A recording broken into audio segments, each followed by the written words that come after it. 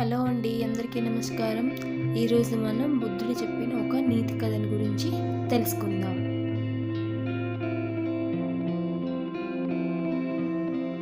ఒక చిన్న గ్రామంలో ఆనంద అనే తెలివైన పెద్దవాడు ఉండేవాడు.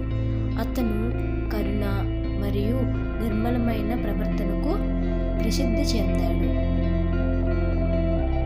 ఒకరోజు సూర్య అనే యువకుడు ఆనంద వద్దకు వచ్చాడు. జీవితం తనపై విసిరిన సవాళ్లతో మునిగిపోయాడు. సూర్య ద్రోహం, ద్వేషం మరియు అతను మోస్తున్న పగ యొక్క భారీ భారం గురించి మాట్లాడాడు. శ్రద్ధగా వింటూ ఆనందుడు ఒక ఉపమానాన్ని పంచుకున్నాడు.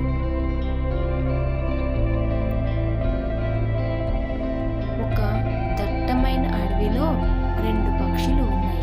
ఒకటి తెలుపు మరియు ఒకటి నలుపు.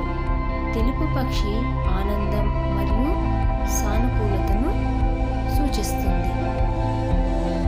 అయితే నల్ల పక్షి ప్రతికూలత మరియు దుఃఖాన్ని సూచిస్తుంది. అవి ఒకే చెట్టు కొమ్మపై సంపూర్ణ సామరస్యంతో సహజీవనం చేస్తూ ఉన్నాయి. ఒకరోజు బలమైన గాలి వీచింది.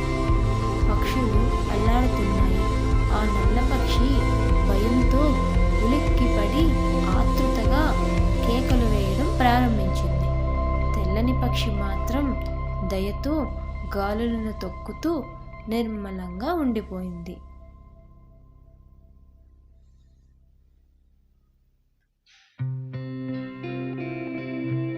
సూర్య జీవితం ఆ చెట్టు లాంటిది.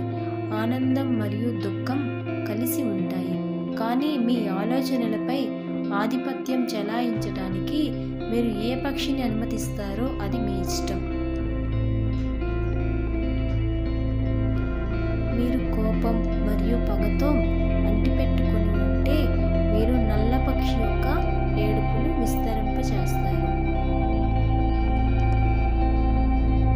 కానీ మీరు క్షమాపణ మరియు కరుణను ఎంచుకుంటే ఆనందం యొక్క తెల్ల పక్షి ప్రబలంగా ఉంటుంది.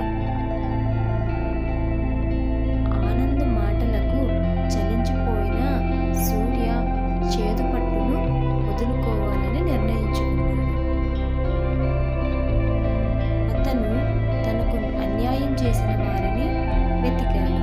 ప్రతీకారం తీర్చుకోవడానికి కాదు, అర్థం చేసుకోవడానికి మరియు క్షమించడానికి.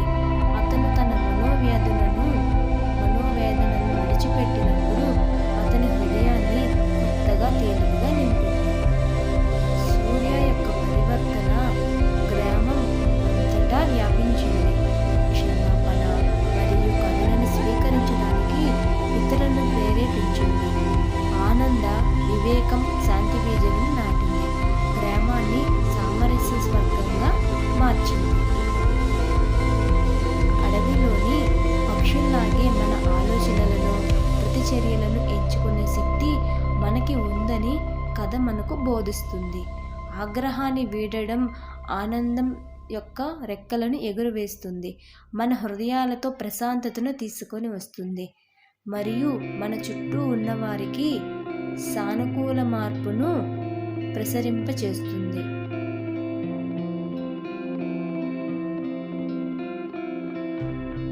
ఈ కథ మీకు నచ్చినట్లయితే ప్లీజ్ లైక్ చేయండి, షేర్ చేయండి, అలాగే సబ్స్క్రైబ్ కూడా చేసుకోండి.